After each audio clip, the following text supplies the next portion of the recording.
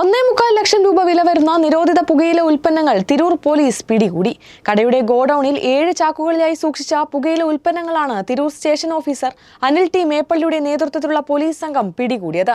സംഭവത്തിൽ തിരൂർ തൃക്കണ്ടിയൂർ സ്വദേശി അബ്ദുൾ റഷീദിനെ പോലീസ് അറസ്റ്റ് ചെയ്തു. മെറിറ്റ് അലോട്ട്മെന്റിന് ആദ്യ ഓപ്ഷനായി റോയൽ കോളേജ് സെലക്ട് ചെയ്യൂ. College code RCE, Akkikavu, Perumpilavu. അഡ്മിഷനായി ഇന്ന് തന്നെ ബന്ധപ്പെടൂ.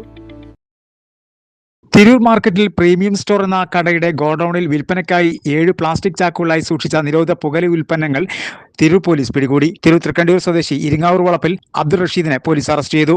വിപണിയിൽ 1.25 ലക്ഷം രൂപ വില വരുന്ന 4826 പാക്കറ്റ് ഹാൻസ്, പാൻപരാഗ് ഉൾപ്പെടെയുള്ള നിരോധിത പുകയില ഉൽപ്പന്നങ്ങളാണ് പിടികൂടിയത്.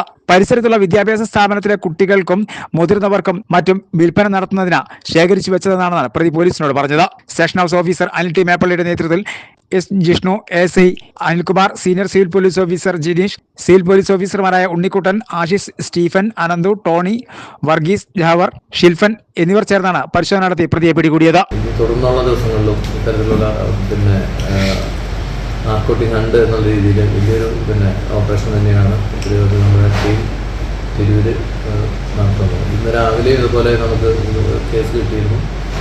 നമ്മൾ തിരൂർ മാർക്കറ്റിനകത്ത് ഒരു 10-9 വർഷമായിട്ട് ഒരു സ്റ്റോർ നടത്തുന്ന ഒരാളുടെ കയ്യിൽ നിന്നാണ്, അയാളുടെ ഗോഡൌണിൽ നിന്നാണ് നമുക്ക് ഈ നിരോധിത ഹാൻഡ്സ് ഉൽപ്പന്നങ്ങൾ 7 ചാക്കോളം നമുക്ക് പിടികൂടാൻ സാധിച്ചു. അത്തരത്തിലുള്ള നല്ല ഇൻഫർമേഷൻ നമുക്ക് വരുന്നുണ്ട്.